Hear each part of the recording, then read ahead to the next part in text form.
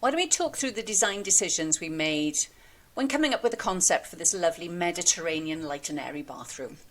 The first thing I want to mention is the sort of architecture of the space. It's a really generous sized room. Most probably bigger than most of us have the pleasure of having. But because of that, we decided to actually break the space up into two. So we've broken it up with this wonderful archway. Now, those of you who are design savvy will know that arches are really big again. I have the pleasure of saying I remember Spanish arches when I was growing up, and they went well and truly out of favour for quite a while. But obviously, young designers are not as familiar with them, so they're really a fresh idea from their perspective. And I really like the fact that it's come back into popularity again. Even if you're not in a property where you could actually put an archway into your home, you'll notice that there are archtop mirrors everywhere that you can incorporate into living room schemes, bedroom schemes, etc. It really is a lovely detail that is bang on trend at the moment. So we decided to put this archway into this room, partly because we wanted to give it a slightly retro feel. It's got that slightly sort of 70s vibe to it. But also because from a design point of view, it gives us so many opportunities to zone the space. So as a result of putting the studwork wall in, we now have a wet area that has a lovely freestanding bath. And just to the left-hand side here, you can't actually see it in this shot, you've got two showers. Oh, here you go, look, you can see it reflected in the big mirror here. So we've created a zone that is just as a wet area at the rear, and then the front you've got the dry area. You've got this lovely linear vanity unit, and just out of shot you've got the WC just over here.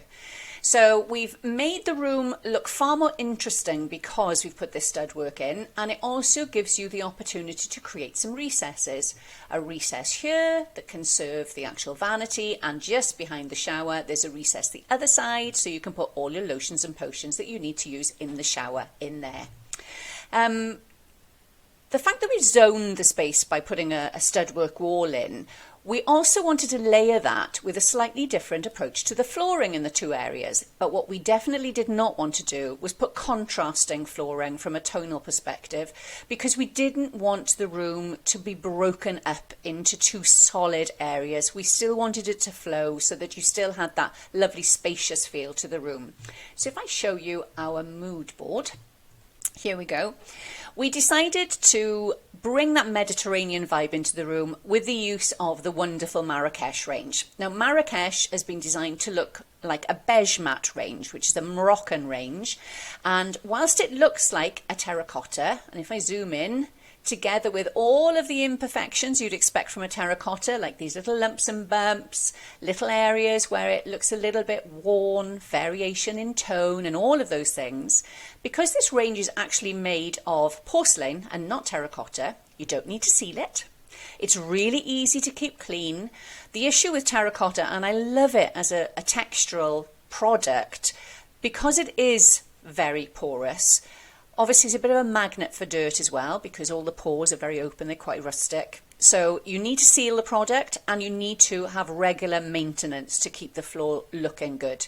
With a Marrakesh, you don't have any of that. You put it down, it looks glorious, it's really easy to maintain, and you get on with enjoying your life. So Marrakesh is a great hit with interior designers for commercial projects and also for the domestic clients who have been buying it, because it really is a no-brainer. You get all of the beauty with none of the maintenance.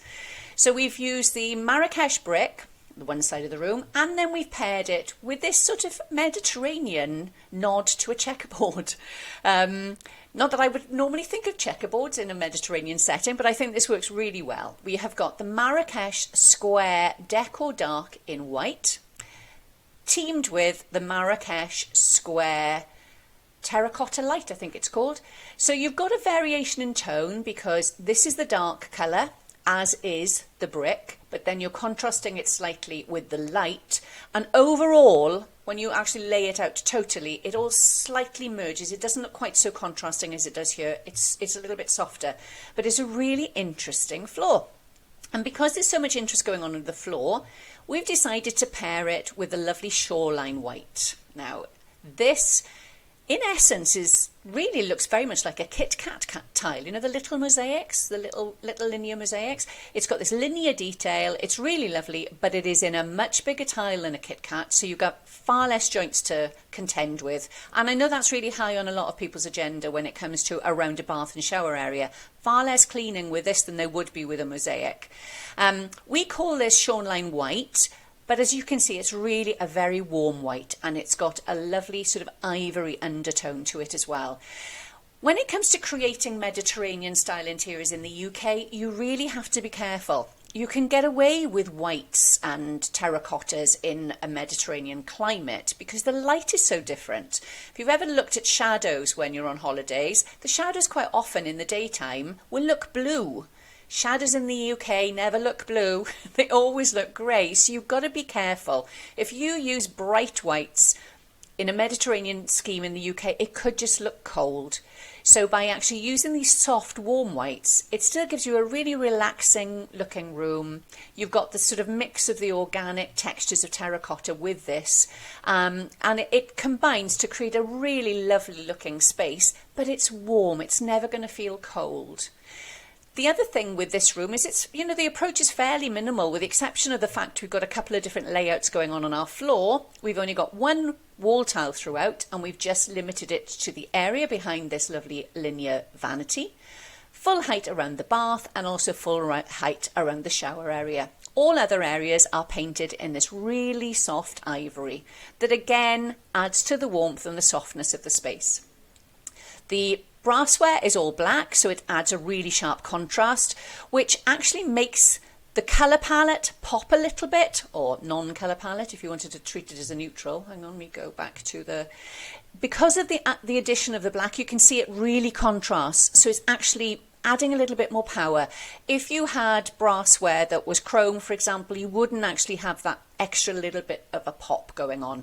So it's a lovely, lovely scheme, really easy to achieve, great to embrace even if you have a small bathroom because it's light and airy, so relaxing, the sort of space that you'd want to get the candles burning in the evening, lie in your bath with a glass or two of wine and just soak all of your worries away.